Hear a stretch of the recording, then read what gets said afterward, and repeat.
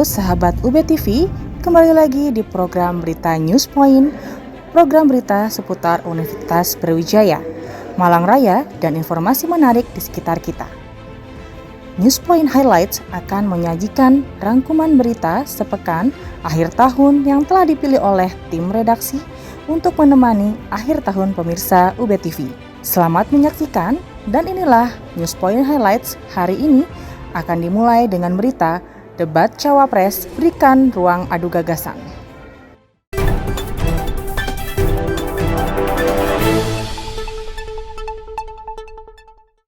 Debat calon wakil presiden yang berlangsung akhir pekan lalu masih menjadi perbincangan publik. Menurut dosen komunikasi politik UB, Dr. Ferdy Firmantoro, debat merupakan sarana atau media bagi calon wakil presiden untuk menjelaskan gagasan dan adu gagasan yang terbaik untuk kemajuan Indonesia.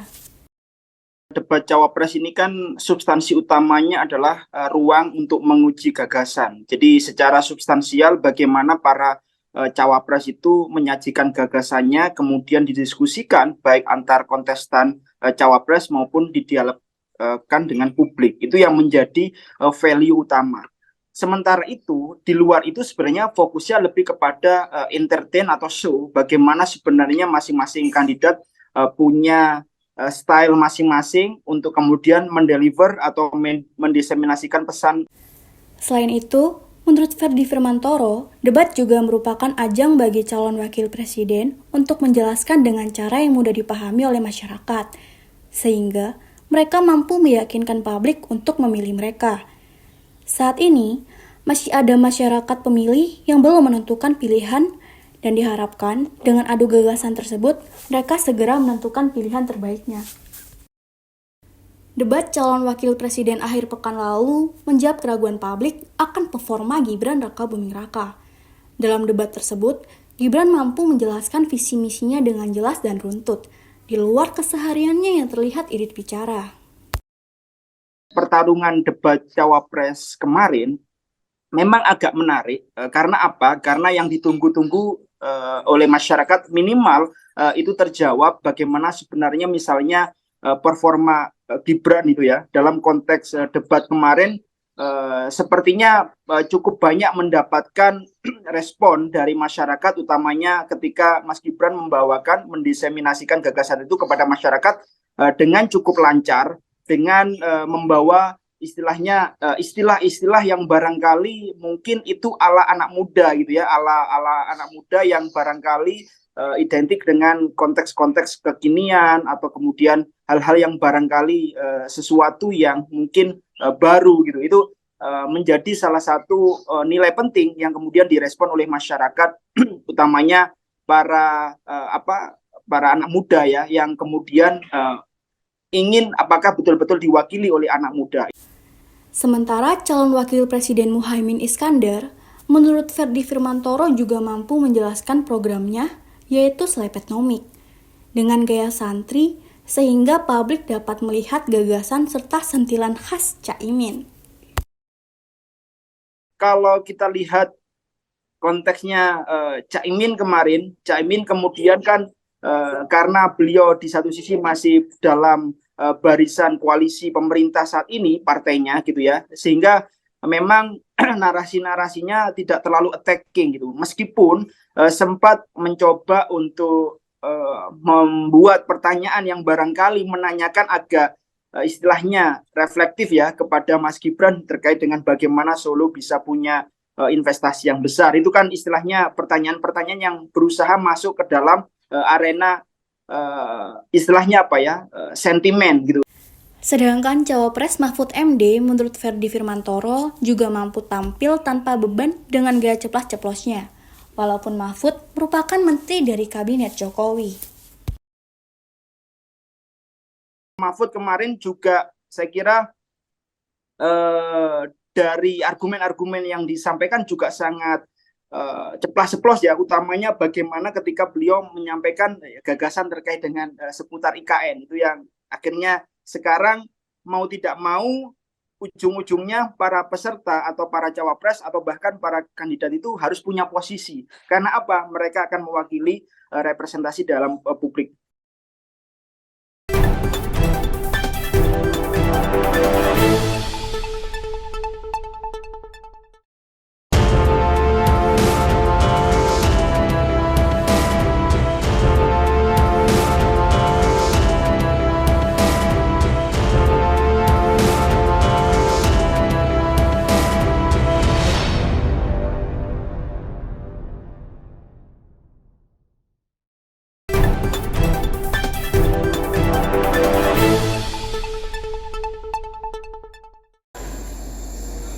Dosen Komunikasi Politik UB Dr. Ferdy Firmantoro menyebut KPU sebagai penyelenggara pemilu harus peka terhadap aspirasi publik yang menginginkan adanya perubahan dalam format debat Capres-Cawapres. Aspirasi tersebut penting untuk diperhatikan sebagai bentuk kepedulian publik terhadap pelaksanaan tahapan pemilu. Selain itu, dalam era keterbukaan saat ini, publik membutuhkan debat yang lebih substansif dibandingkan dengan gimmick atau show semata. Dalam konteks membuat mekanisme debat itu kan sebenarnya masih punya hak prerogatif ya, baik itu memperbaiki dari yang sebelumnya maupun kemudian memberikan tambahan-tambahan. Misalkan kalau kita catat kemarin bagaimana KPU kemudian karena banyak beberapa usulan ada podium gitu ya, akhirnya kemudian kan ada podium di dalam proses debat Cawapres kemarin. Jadi saya kira KPU masih harus bisa terbuka terkait bagaimana sebenarnya kualitas perdebatan tadi itu betul-betul substansial, karena jangan sampai karena hanya mengulas perdebatan-perdebatan yang sifatnya teknis, kemudian habis waktu dalam misalnya hanya sekedar untuk aspek istilah-istilah tertentu, mungkin misalkan itu tidak ada masalah. Misalnya kemarin kalau kasus SGIE gitu misalkan ya Pak Siddiq, itu bisa jadikan refleksi, misalkan mungkin pemberi pertanyaan maupun moderator sebenarnya bisa memberikan kesempatan untuk menjelaskan pertanyaan itu gitu ya. Karena apa? Karena memang sekarang ini kan bukan masalah yang menjawab kemudian tidak tahu istilah kemudian menjadi poin plus, itu kan bukan masalah teknis ke sana, tapi bagaimana ketika pertanyaan tadi itu disampaikan ke istilahnya ke kandidat, itu juga publik mengetahui pertanyaan itu. Aspirasi publik juga merupakan bentuk kepedulian publik terhadap pelaksanaan tahapan pemilu yang berkualitas sehingga dapat menjaga marwah demokrasi 5 tahunan tersebut. Kiprah perempuan dalam memajukan pengetahuan saat ini terus berkembang. Hal ini terlihat dari banyaknya perempuan peneliti yang memiliki hasil riset berkualitas di Indonesia. Hal ini diakui oleh Rektor UB Profesor Widodo pada pertemuan tahunan OWSD Indonesia Capture. Peneliti perempuan saat ini banyak menghasilkan karya berkualitas nasional hingga internasional. Pertama saya mengucapkan selamat, dan ini adalah sebuah kebahagiaan buat kita semua, di mana perempuan-perempuan di Indonesia sangat aktif dalam hal pengembangan sains, innovation, dan juga pendidikan yang ada di Indonesia. Dan ini tidak bisa kita temui di negara-negara lain, bahkan negara maju pun. Bagaimana emansipasi, empowering, dan juga peran perempuan yang begitu besar di Republik Indonesia untuk terus berkiprah dalam dunia pendidikan, pengembangan sains, dan juga inovasi. Dan terbukti bahwa inovasi-inovasi yang ada di Indonesia, produk-produk sains dan pengetahuan banyak sekali dihasilkan oleh para pendidik perempuan.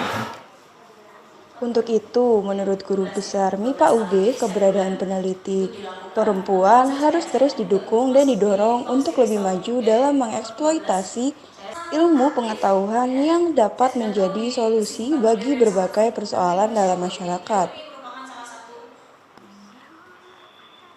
Presiden OWSD National Indonesian Chapter Sri Fatmawati menjelaskan saat ini secara nasional terdapat 190 anggota OWSD yang berstatus full member. Mereka merupakan peneliti perempuan dalam berbagai bidang yang memiliki kecakapan khusus riset. Selain full member, dalam organisasi OWSD juga terdapat jenis keanggotaan untuk mahasiswa dan peneliti laki-laki. Jadi bidang untuk penelitiannya maksudnya. Jadi untuk bidang penelitiannya tuh sebetulnya semuanya ya. Jadi membershipnya itu adalah minimal S2 dan ya tentunya kami lebih banyak S3 dan ada profesor juga. Jadi total di Indonesia untuk yang full member kita punya 193. Jadi sebetulnya lebih dari 200 karena tidak termasuk yang friend of Oz. Jadi friend of Oz itu untuk mahasiswa atau yang S1 atau rekan-rekan yang bahkan laki-laki pun, ilmuwan laki-laki pun bisa menjadi bagian dari Oz itu. Jadi friend of Oz gitu.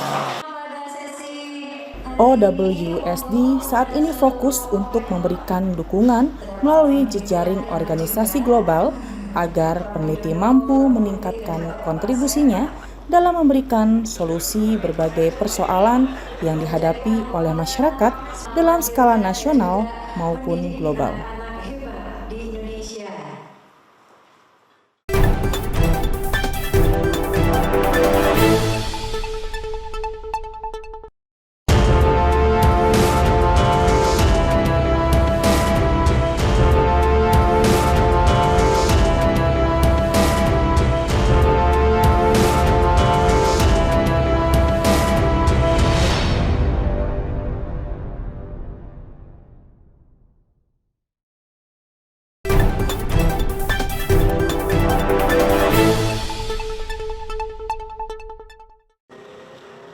Polresta Malang menggelar pos pengamanan dan pelayanan libur Natal dan Tahun Baru melalui Operasi Lilin Semeru 2023.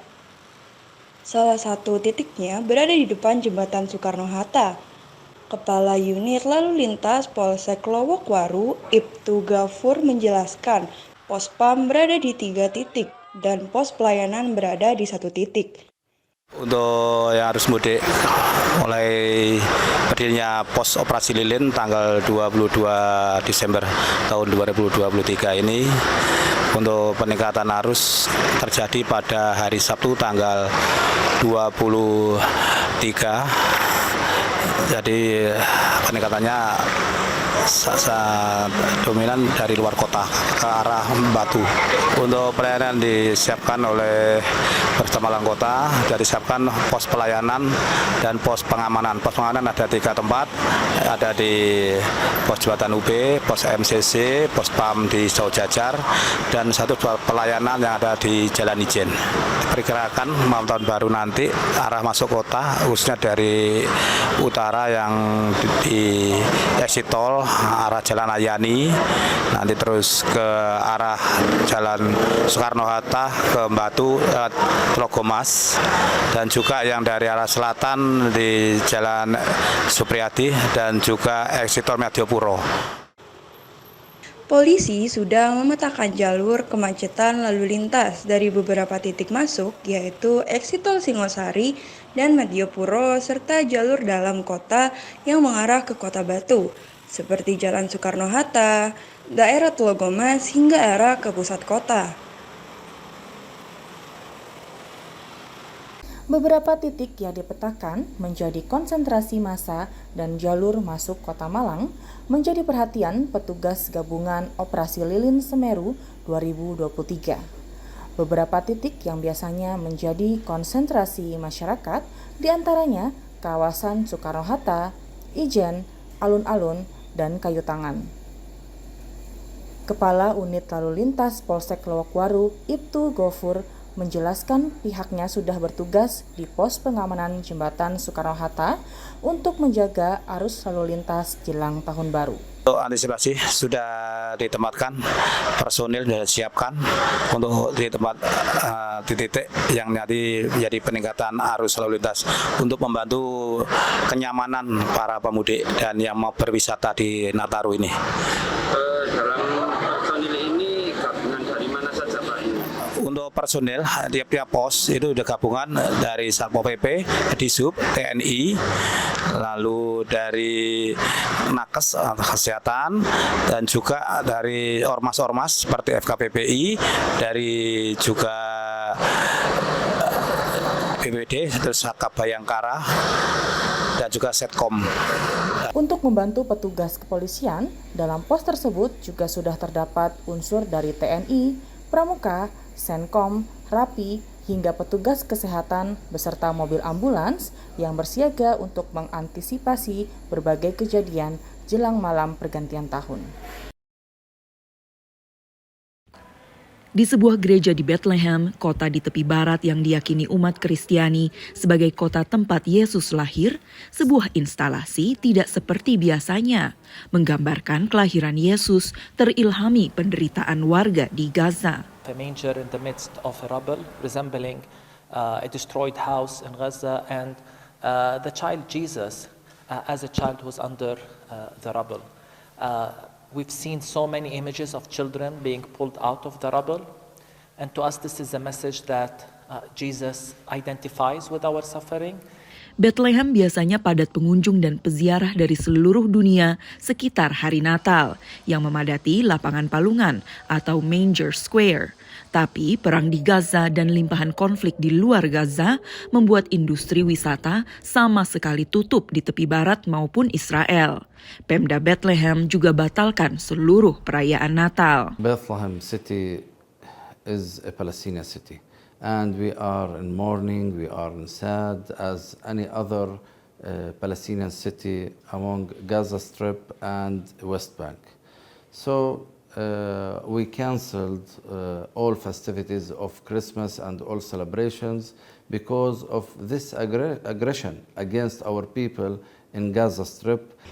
Wali kota Bethlehem memperkirakan sekitar 70% ekonomi kota ini bergantung pada wisata religi.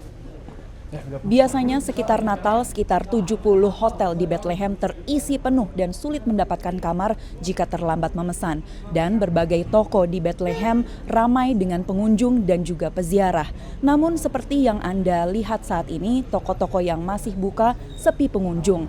Dan lampu-lampu yang biasanya dinyalakan untuk merayakan Natal kini padam. Kini banyak warga yang menganggur, salah satunya Lith Rudeide. الجو حزين كثير، جو كئيب، الناس فيش شيء تسوي الناس نفسيتها متدمر. Hanya sedikit turis yang tetap datang, termasuk umat Kristen Ortodoks dari Rusia. Not afraid, no. Why? For we are Russians, and but I don't afraid missile. I don't, because I'm also officer of Russian army. Bila pun ada perayaan berupa kebaktian atau misa sederhana, warga pun bakal melewatkan hari raya Kristiani ini dengan berdoa. Harapan wali kota dan banyak warga Bethlehem adalah bahwa perayaan Natal tahun 2024 bisa semeriah tahun-tahun sebelumnya. Dari Bethlehem, Valdia Baraputri, Yuni Salim, Rere Wahyudi, dan tim VOA.